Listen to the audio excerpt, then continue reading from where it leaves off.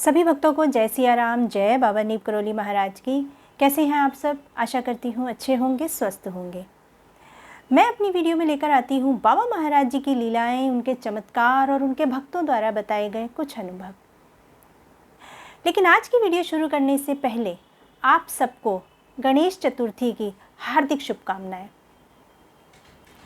आज की जो बाबा महाराज जी की लीला है वह शुरू करने से पहले मैं आपको बताती हूँ कि बाबा महाराज जी हमेशा कहा करते थे कि किसी संत की वाणी पर कभी संदेह ना करें, क्योंकि संत जो कहता है वह सत्य वचन है।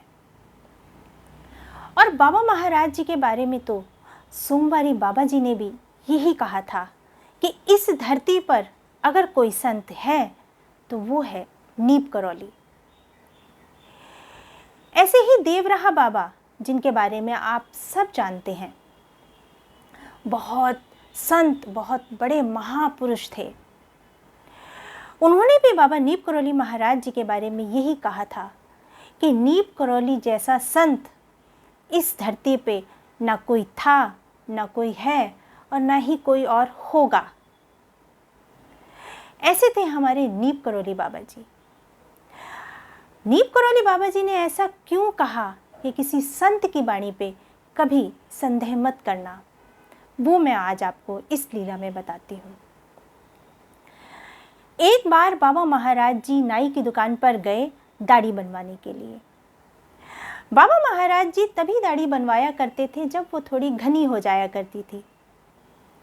बाबा महाराज जी दाढ़ी बना रहे थे और नाई दाढ़ी बनाते बनाते अपना दुखड़ा रोने लगा।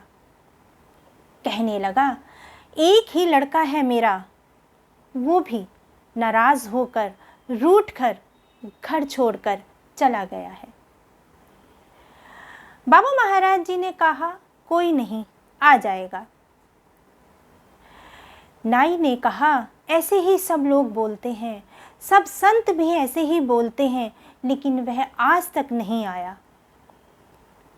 मैं बहुत परेशान हूँ, मुझे उसकी बहुत याद आती है।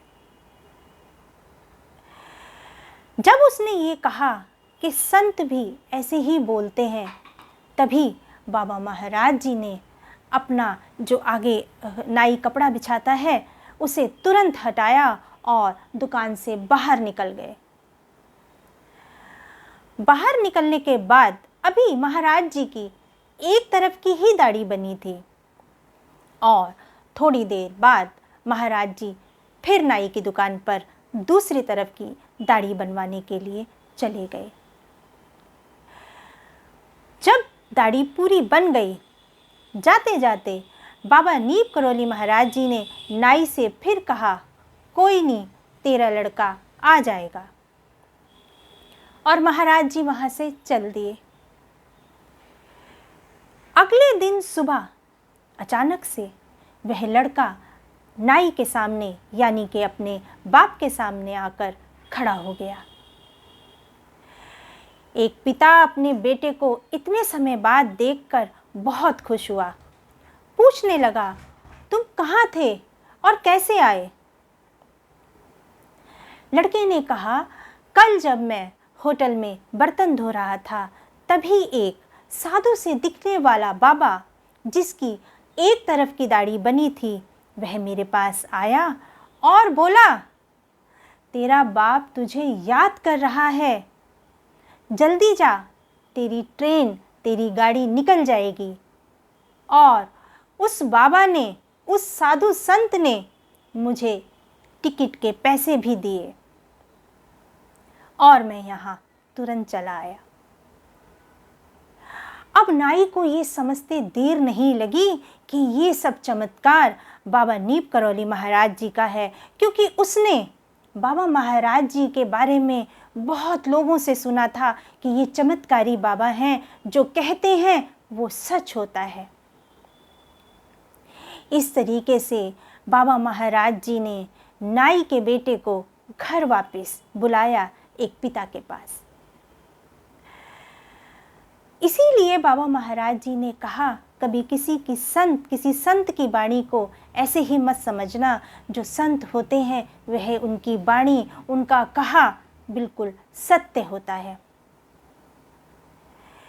ये बात बिल्कुल सच है कि बाबा नीप करोली महाराज जी से महाराज जी जैसे संत इस धरती पे बहुत कम होते हैं।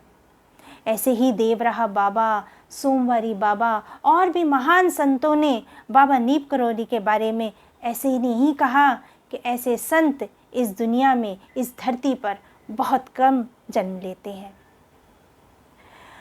बाबा महाराज जी किसी ना किसी रूप में हमारे सामने हैं, हमारे साथ हैं। बाबा महाराज जी ऐसी ही अपनी कृपा और अपना आशीर्वाद हम सब भक्तों के साथ बनाए रखें। बाबा महाराज जी से जब भी आप जुड़ें, पूरी अपने आप को पूरा समर्पण बाबा जी को कर दें और पूरी श्रद्धा और पूरा विश्वास बाबा महाराज जी के साथ रखें। फिर देखें कि बाबा महाराज जी कैसे हम सबकी बिगड़ी बनाते हैं।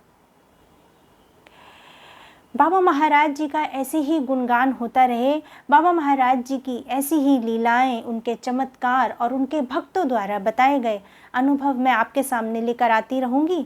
सभी भक्त अपना ध्यान रखें, खुश रहें। सभी भक्तों को जय सिया राम, जय बाबा नीप करोली महाराज की जय सिया राम।